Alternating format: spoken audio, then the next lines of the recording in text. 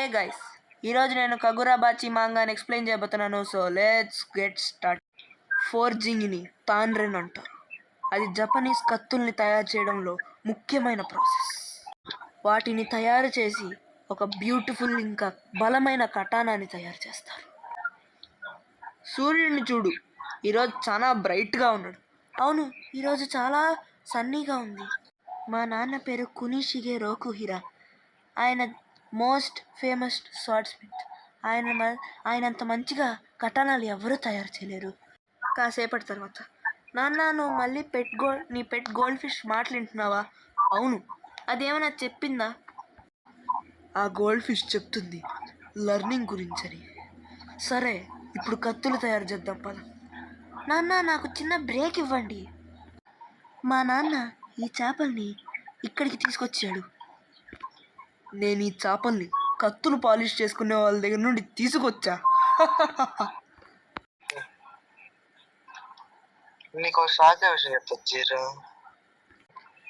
ఇప్పుడు నువ్వు తెచ్చిన చేపలు నువ్వైతే చూసుకోవు కదా, ఎవడు చూసుకుంటాడు?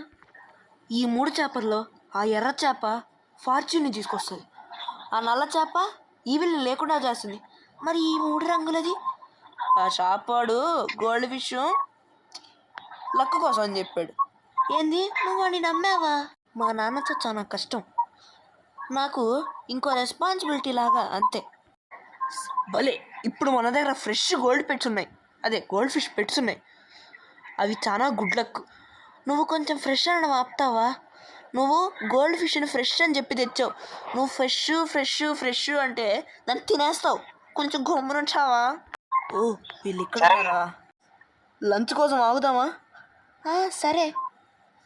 ఓ, నాకంటే పెద్దవా అనుకుంటున్నావా? మజిల్స్. నీ చేతులు వాసిపోయాయి చీరో, నీ చేతులు వాసిపోయాయి. మిస్టర్ షీబా, తనే మిస్టర్ షీబా. మా నాన్నకి పాత ఫ్రెండ్, అప్పుడప్పుడు వచ్చి ఆగుతుంటాడు. ఎలా ఉన్నావు చీరో? ఓ సారీ, ఎప్పట్లాగే ఉన్నాను. ఎప్పుడైనా ఫస్ట్ పిలిచేది విన్నావా? షీబా, నీకోసం కొన్ని వస్తువులు తెచ్చా. మీ నాన్న ఒక మంచి టీచర్. 15 ఏళ్ల ముందు ఒక వార్ ఎండ్ అయింది. చేసిన కత్తి వల్లే ఒక వార్ ఎండ్ అయిపోయింది. కథలు కాదు కానీ మీ నాన్న చేసిన కత్తుల వల్లే చాలా వరకు వార్స్ ఎండ్ అయిపోయాయి.